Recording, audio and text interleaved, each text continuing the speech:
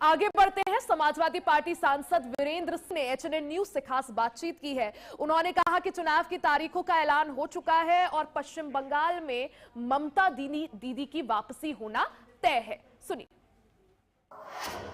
बात करेंगे उत्तर प्रदेश से। सपा सांसद वीरेंद्र सिंह हमारे साथ मौजूद हैं। सर, 5 राज्यों की विधानसभा चुनाव की तारीखों का ऐलान, लेकिन पश्चिम बंगाल में मुख्य सचिव का फेरबदल, क्या कहेंगे आप? देख, मुख्य चुनाव आयुक्त अपने मन से तो कोई काम करता नहीं। वो भारतीय जनता पार्टी द्वारा उनके कार्यालय से जो ड्राफ्ट लिख करके जाता है, बस मुख्य चुनाव आयुक्त वही पढ़ देता है। भारतीय जनता पार्टी ने स्क्रिप्ट बनाई और उसे पढ़ दिया। भारतीय जनता पार्टी चाहती थी पश्चिम बंगाल में 2 फेज में इलेक्शन हो, तो इलेक्शन कमिश्नर को कोई ऐतराज नहीं। भारतीय जनता पार्टी ने इशारा किया कि ममता बनर्जी तो हटाएंगी नहीं, आप आते ही पहला काम करना कि वहां से मुख्य सचिव को हटा देना। तो इलेक्शन कमिश्नर ने वही काम किया है। लेकिन चाहे जो भी काम कर ले, लेकिन जहां बंगाल की अस्मिता का सवाल आएगा, जिस अस्मिता पर भारतीय जनता पार्टी ने लगातार कुटन किया है, लगातार प्रयास किया है, आज पूरा पश्चिम बंगाल की अस्मिता के सवाल पर बहन ममता बनर्जी जी के साथ है जी।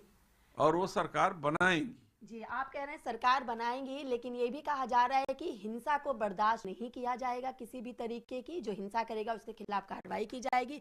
उसी के साथ चुनाव पारदर्शी होना चाहिए। तो कौन कह रहा है कि पारदर्शी नहीं होना चाहिए? लेकिन जब भारतीय जनता पार्टी पारदर्शी होने दे तब न। ये इनके भेजे हुए पाले हुए दूसरे देशों प्रदेशों से जो गुंडे हैं, वो जाएंगे वहां उत्पात करेंगे और नाम खराब होगा पश्चिम बंगाल का। इसी तरीके से बिहार में किया, इसी तरीके से हर प्रदेश में करते हैं।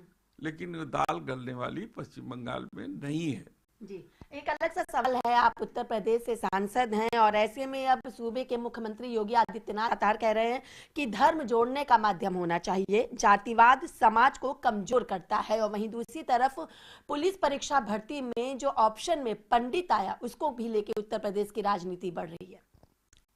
देखिए, ये बात सत्य है कि धर्म जोड़ने का काम होना चाहिए, लेकिन आज तक हिंदू धर्म ने किया क्या?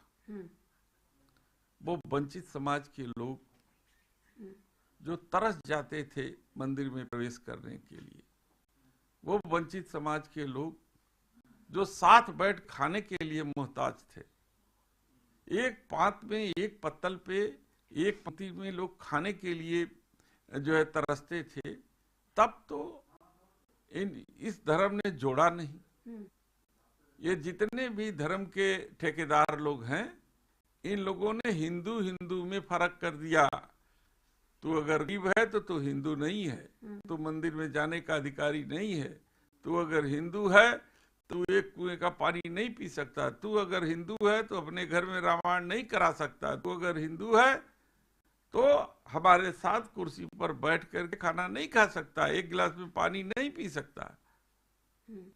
तो ये जो बांटने का काम हुआ है, वो इसी धर्म ने किया है। जी, आपने खाने का जिक्र किया और आपके राष्ट्रीय अध्यक्ष अखिलेश यादव भी एलपीजी गैस सिलेंडर को कह रहे हैं कि वो लापता गैस हो चुकी है। देखिए, राष्ट्रीय अध्यक्ष जी कह रहे हैं, वो बात सत्य है। आप दिन ने देखा कि जो रेहड़ी पटरी पर जो लोग ठेला लगाते हैं, जो सस्ते दाम में गरीबों को रोटी खिलाते हैं, आज उनके ठेले बंद है। तंदूर सबके बंद हो गए। आज मैंने देखा कि किसी रेस्टोरेंट पे लिखा हुआ था, ठेले के सामने मेनू को ढक दिया था, लिखा था केवल राजमा चावल मिलेंगे। तो ये क्या है? ये लापता गैस नहीं है तो और क्या है? राष्ट्रीय अध्यक्ष जी अनुभवी है। चलिए, बहुत बहुत शुक्रिया। हमने बात की उत्तर प्रदेश से सपा सांसद वीरेंद्र सिंह से। वीडियो जर्नलिस्ट राजेंद्र के साथ मैं कंचन अरोड़ा, एचएनएन न्यूज दिल्ली। पूर्वी दिल्ली के दल्लूपुरा